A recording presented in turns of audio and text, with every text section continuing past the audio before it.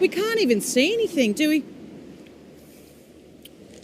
Okay, let's go a little way down, okay? Let's go a little way. We just want a clearing where we can see the ledges. Now, this is so overgrown. Okay, so we've like trekked through the bush, trying to find a particular murder scene at the weir. And this, in the 70s, when I was a child, was an extremely popular swimming hole. And there was a big dam wall, and we called this the weir.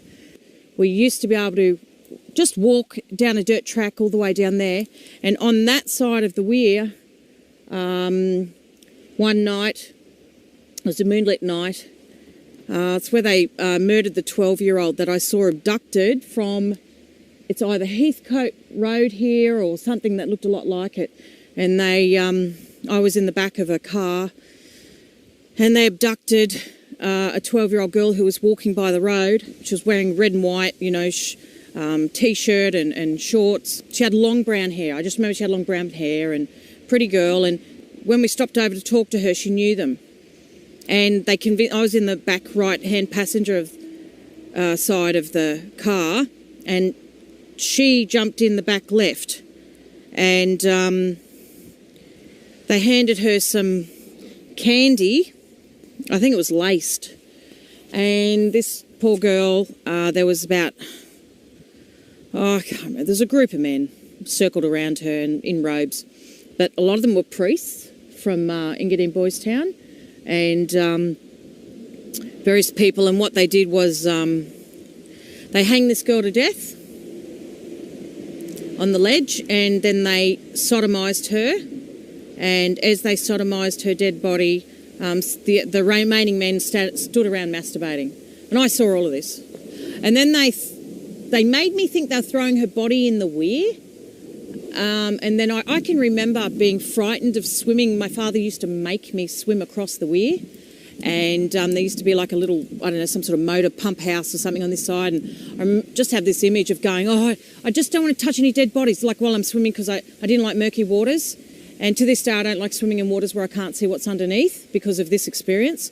And I remember swimming across, because this happened when I was 6. And I remember swimming after that, not long after that, and thinking, please don't let me touch any dead bodies with my toes. I just don't want to touch any dead bodies. And I remember being terrified when we used to come as a family and swim here. We swim here all the time. So they sodomised her. And then the next thing I remember, seeing her body was transported to Holsworthy Army Barracks, and we went through a side gate off Heathcote Road, and we were met by Chan. He seemed a lot more powerful than just someone who was in the reserves. My experience of him was, and that girl was, well, I'll talk about that when we get to Holsworthy. I just remembered as we're climbing up the hill, I forgot to tell you about Stephen, who he raped me also on that ledge. So while those men were busy with and Peter Holozak was there, he was one of the ones raping her. But while they were doing all that, this guy who fancied me pulled me aside, a pedo, and raped me violently. And I had to relive all that in the police statement, and I really had to detail it for the first time in my life. And that was an unsanctioned rape. I wasn't to just be touched by anybody. And he paid for it with his life later on, when I was about 14. He was burnt at the stake. No, he was bashed to death at the dog breeder's house. He was tied to a stake, bashed to death. And so all in all, rather nasty experience. She has a voice. She is articulate. You wouldn't know it to speak to her, but in her writing and, she gives other people a voice. And she does it well. I'm not stopping for some stupid reason. I mean, I can't stop. I'm compelled to keep going. This is not just about me. This is about a whole bunch of victims that are not here to give voice themselves to what they experienced. This is not just me. I represent a whole thousands of people behind me, babies and adults and children and whatever, right? And I'm very conscious of that. And to see the pain and anguish she's in, it's not something you put on. So those reactions are real.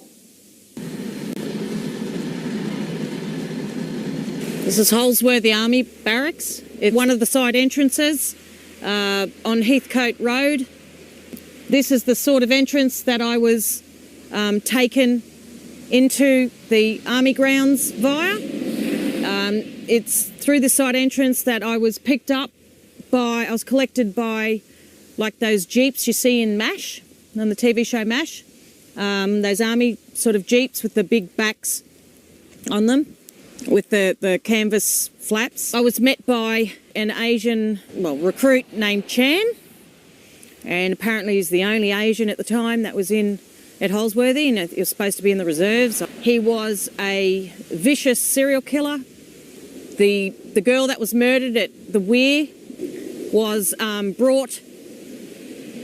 brought here, and Chan collected her body. She, in the end, ended up in the military freezer, and I was abused by Chan and other officers in sort of makeshift camps on the army grounds.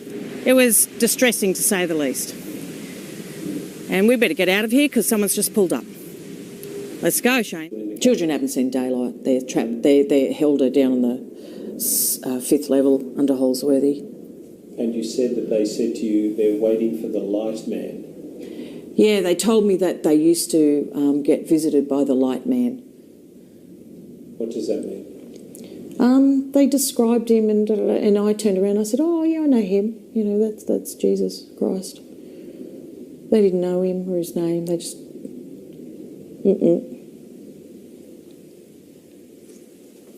No, those kids are the worst memory of all. I've seen some bad shit by those kids in the cage, and I was made to bond with them, and spent a few days in a cage with them in the dark, and they'd be sitting there like a captivated kindergarten audience, you know, and I'd be teaching them about, you know, what's up there, and I was only little. What was I, 6?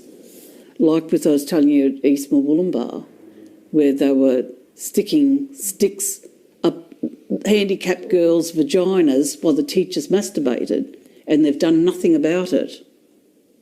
You tell me where the reality lies in all that.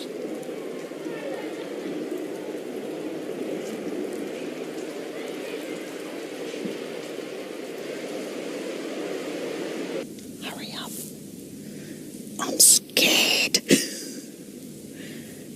Those military police might be going through our car. You got it. Come on, Ray Martin. Welcome to my parish. This is the head church in the Sutherland Shire Diocese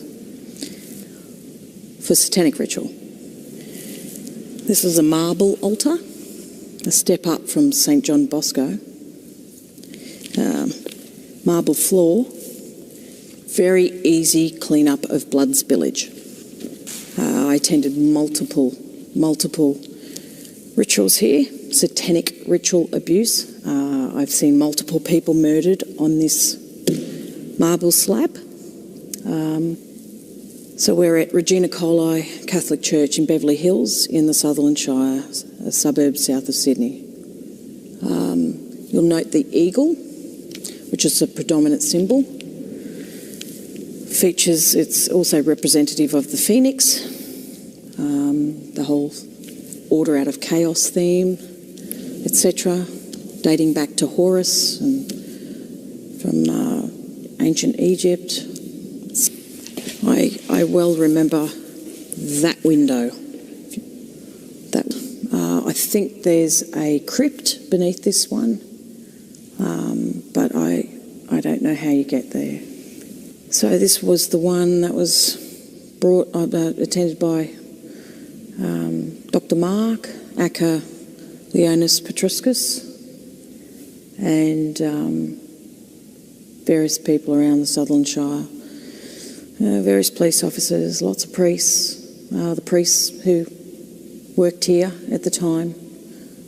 This church was actually founded by a relative of Father Paul Evans, who was convicted of pedophilia at Boys Town.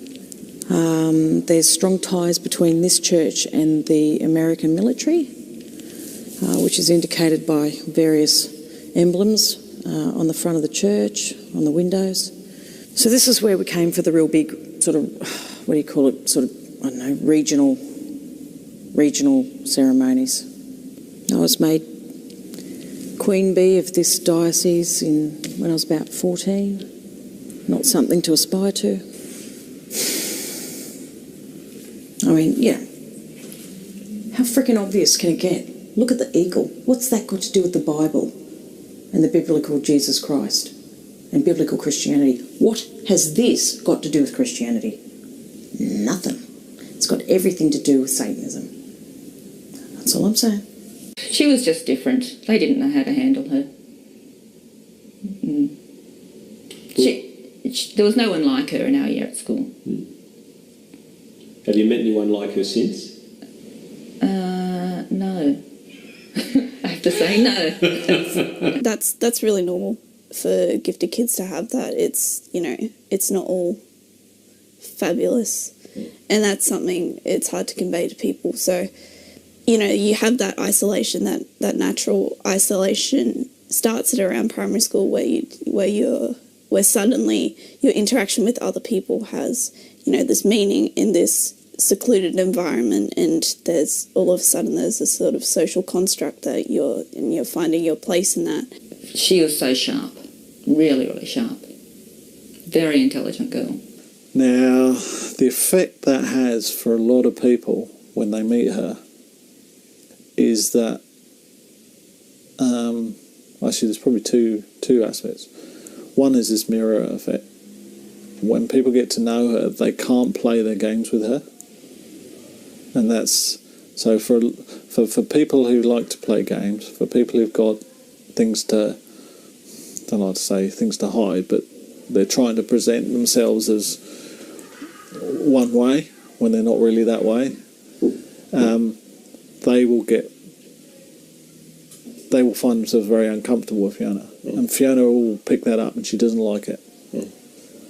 And she won't say, I don't like you to the person, but she doesn't like people who do play games, and people who are pretending to be something they're not. And her reaction to that is, it's not anger or whatever, but she'll provoke them. She'll say something, she'll talk to them about something, put them in a situation where they have to look at that. You know, what game you're playing. If you're going to play this game, then they end up feeling very awkward. This is Kernell. We're at the Caltex oil refinery. I was brought here when I was 9 with a group of about 10 children.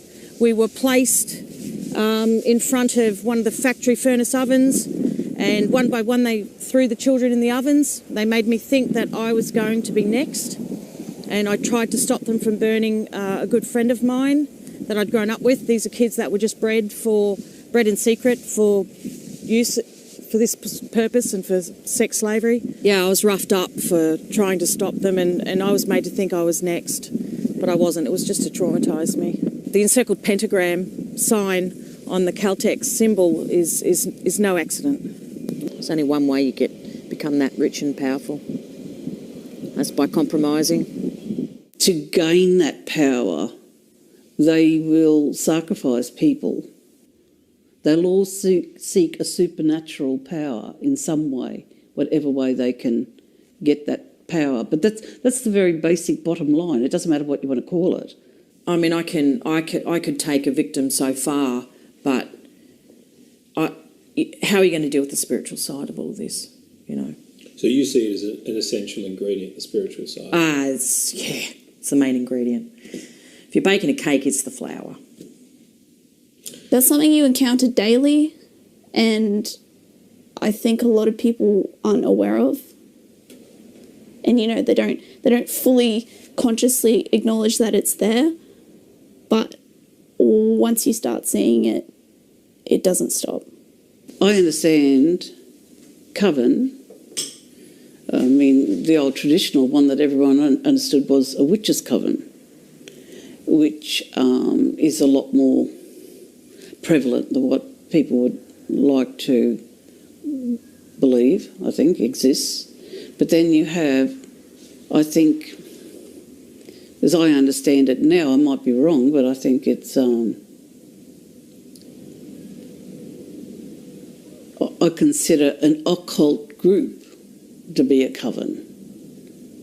Occult as it can come under many, many names, but there's always like a mystery religion aspect to it. Now, I think I have come to face with many types, whether you want to call them Scottish Rite ones, bikey ones, Hare Krishna ones. You know, there's so many. And I just see a coven as a group of people, any description, and they have a hidden aspect to them. All right, well, we're at Kurnell. It's a peninsula. There's heaps of little beaches and coves and things around here. We're losing light, so we can't find the beach, but I remember distinctly a beach that was I was taken to as a kid by Dr. Mark Aka Leonis Petruscus. And when I was taken there, I was told to dig up a body, and I dug up a body of a little boy who must have been about 5 and had blonde hair. It was in this area. There's a very prominent pedophile politician was there, and he wanted Leonis to cover for the death. This is a politician who's into necrophilia, and he's often been portrayed as the Undertaker by newspaper cartoonists, because I think people know what he's into. I think it's one of the major magazines said that he used to like to go over to Thailand to have sex with little boys. Well, this fellow likes to have sex with dead little boys. And I know, because I saw it, to traumatise me, because that's the whole point of trauma-based mind control, is to re-traumatise the victim, to keep their trauma-based programming intact. So I experienced lots of traumas, and this was one of them. And I overheard a discussion between this politician and Dr. Mark Petruscus about how they're going to fabricate the death of the child, which was probably, I don't know how he died, you know, asphyxiation or something. But